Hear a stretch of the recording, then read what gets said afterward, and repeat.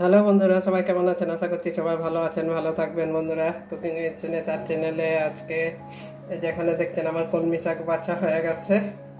এই যে কলমি শাক বেছে নিয়েছি, এই যে শাক অংশটা বেছে নিয়েছি।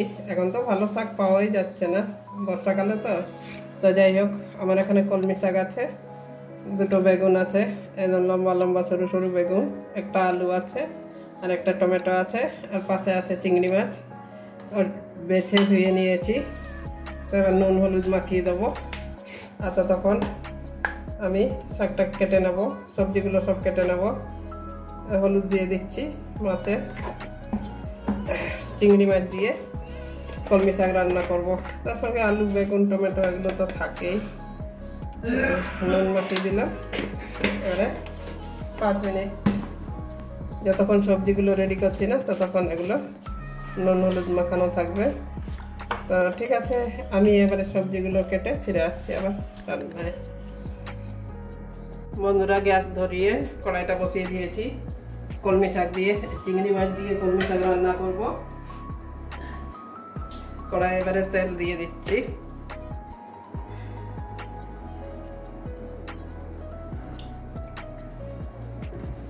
তেলটা গরম হতে দেবো। তেল গরম হয়ে গেছে, ফোড়নে দুটো শুকনো লঙ্কা দিয়ে দিচ্ছি।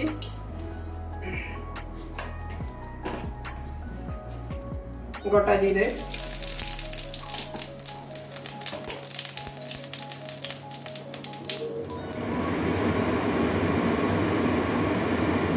রসুন কুচি একটু দিয়ে দিচ্ছি। এবারে পেঁয়াজ কাঁচা লঙ্কা কুচি দিয়ে দেবো।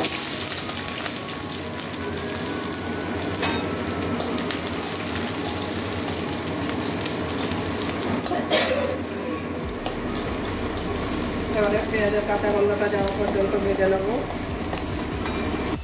পেঁয়াজটা ভাজা হয়ে গেছে, পেঁয়াজের কালার চেঞ্জ হয়ে গেছে। আদা রসুন কুচি দিয়ে দিচ্ছি। আমি চিংড়ি মাছটা সবসময় ভাজা করে রান্না করি না, আমি মশলার সঙ্গে কষিয়ে নিই। তো এটা কাঁচা গন্ধ যাওয়া পর্যন্ত কষিয়ে নেব। আদা রসুনের কাঁচা গন্ধটা যাওয়া পর্যন্ত কষাবো।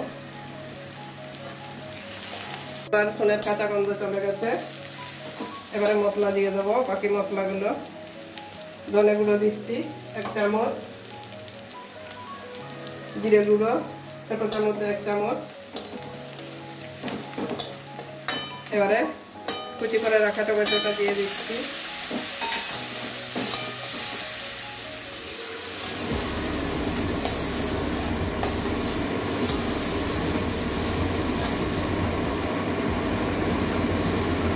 পরিমাণ মতো হলুদ দিয়ে দিচ্ছি।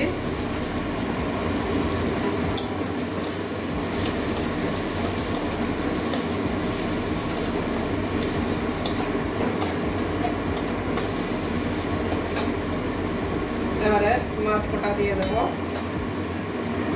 জল দিয়ে মশলাটা কষাচ্ছি না, আমি সব মাছ রান্না করবো না, এই কটা মাছ রান্না করবো, কারণ আমি একবেলার জন্য করবো। রাত্রে তো শাক খাওয়া যায় না, যা খাওয়া হয় দুপুরবেলায় হয়। তার জন্য আমি সবগুলো চিংড়ি মাছ শাক দিয়ে করবো না, একটু অন্য কিছুর সঙ্গে আবার ওগুলো রান্না করে নেবো। হয়ে যাবে, মশলার সঙ্গে ভালো করে কষিয়ে নেবো। কুচি দিয়ে এইভাবে একটু কেটে কেটে ছোটো করে দেবো, যাতে সবার মুখে পড়ে আর খেতেও ভালো লাগে। মশলা ছোটো ছোটো করলে মশলা ঢুকবে, নতুন ঢুকবে, বেশ ভালো লাগে। আমার তো ভালো লাগে ছোটো ছোটো করে। তো বেশিরভাগ চিংড়ি মাছগুলো এভাবেই রান্না করি, একদম গলদা চিংড়ি হলে গোটা গোটা রাখি। আর এই চিংড়িগুলো এভাবে কচি দিয়ে এবারে পরিমাণ মতো নুন দিয়ে দেবো। নুন দিলে আরও জল ছাড়বে।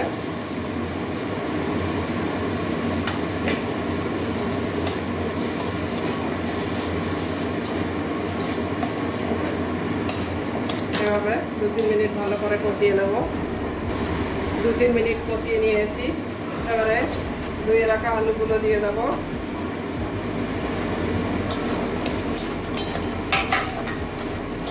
আলুটাও কষিয়ে নেবো এরকমই 2-3 মিনিট ভালোভাবে কষিয়ে নেবো আলুটা।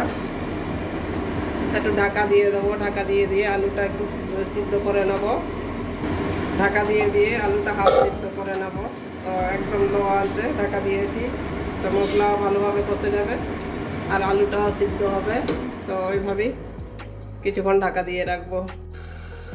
এবারে 3-4 মিনিট পরে আবার ঢাকনাটা খুলছি। এরকম আমার আলু চিংড়ি মাছ কষা হয়ে গেছে, এরকম অর্ধেক সিদ্ধ হয়ে গেছে আলুটাও। এবারে ধুয়ে রাখা কলমি শাকটা দিয়ে দেবো। কলমি শাক আর বেগুনটা এখনও দেওয়া হয়নি, কলমি শাক আর বেগুনটা দিয়ে দেবো।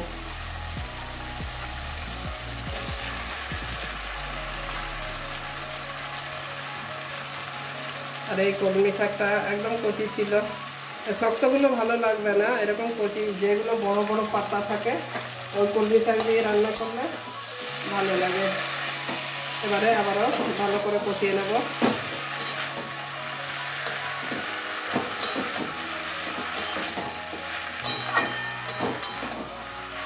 ভালো করে সবগুলো মিশিয়ে নেব, কষিয়ে নেব।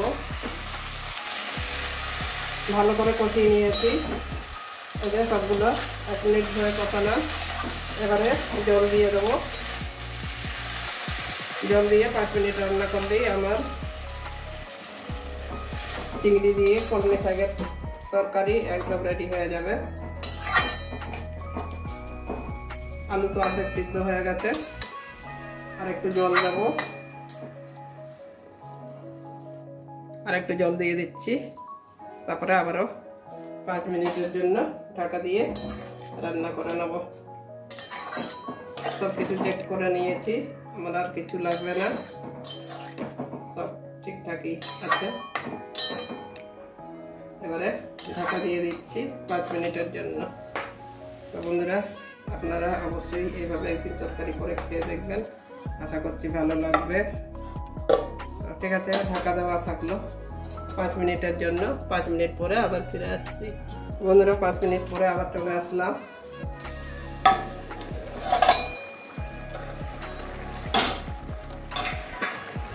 দেখুন আমার তরকারিটা একদম হয়ে গেছে, শাকগুলো সব গলে গেছে, আলু এই যে সিদ্ধ হয়ে গেছে, বেগুনও সব গলে গেছে, আর একটা খুব সুন্দর গন্ধ বেরিয়েছে। তো এবারে গরম মশলা তো আমার নেই বন্ধুরা, অনেকদিন থেকে নেই, মনেও থাকছে না, আনাচ্ছিও না। এই যে ধনে পাতা কুচিয়ে দিয়ে দিচ্ছি। আজকে ধনে পাতাটা ভালো পেয়েছে, এই সিজনে যে এত ভালো ধনে পাতা নিয়ে এসছে নাকি বলবো, দেখে নিশ্চয়ই বুঝতে পারছেন। ভালো করে মিশিয়ে দিচ্ছি ধনে পাতার সঙ্গে।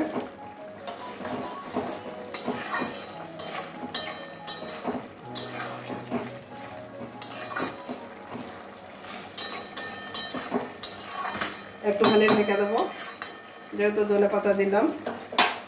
1 মিনিটের জন্য আবার ঢাকা দিয়ে রাখবো। 1 মিনিট পরে আবারও চলে আসছি, ঢাকনাটা খুলে দিচ্ছি। দেখুন আমার তরকারিটা এবারে কমপ্লিট হয়ে গেছে। তো এবারে নামিয়ে নিচ্ছি, নামিয়ে একটা বাটির মধ্যে ঢেলে দেখাচ্ছি। বন্ধুরা, আমার চিংড়ি মাছ দিয়ে কলমি শাকের তরকারি হয়ে গেছে। একদম কি সুন্দর তরকারিটা, একদম আঠা আঠা হয়ে গেছে, মানে আপনারা না করলে বুঝতেই পারবেন না। দেখুন চিংড়ি মাছগুলো কিছু গোটা আছে, আর আপনাদেরকে তো দেখালাম যে কিছু চিংড়ি মাছগুলো আমি ভেঙে ভেঙে দিয়েছি। তো যাই হোক, তো খুব সুন্দর গন্ধ বেরিয়েছে। আর কেমন হয়েছে আমার আজকের কলমি শাক দিয়ে চিংড়ি মাছের তরকারি অবশ্যই কমেন্ট করবেন। এই দেখুন মাছগুলো, হ্যাঁ। তো কেমন হয়েছে অবশ্যই কমেন্ট করবেন, ভালো লাগলে লাইক করবেন, চ্যানেলে নতুন হলে সাবস্ক্রাইব করবেন। বন্ধুরা, আজকের জন্য এটুকুনই। এটা আপনারা ভাত, রুটি, পরোটা সব কিছুর সঙ্গেই খেতে পারবেন, এতটাই টেস্টি হয়।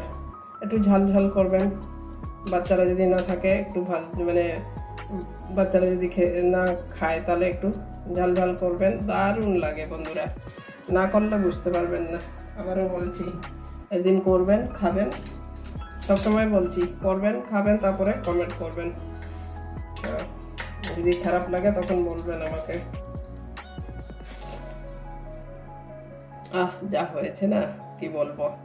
তো বন্ধুরা, ঠিক আছে, আজকের জন্য এটুকুনই। আবার অন্য কোনো দিন অন্য ভিডিও নিয়ে আসবো। সবাই ভালো থাকবেন। ঠান্ডা লেগেছে তো, দারুণ লাগছে, একটু ঝাল ঝাল করেছি তো, খেতে অসাধারণ হয়েছে। তো ঠিক আছে, সবাই ভালো থাকবেন। আজকের জন্য আসছি, আবারও এরকম নতুন নতুন ভিডিও নিয়ে চলে আসবো।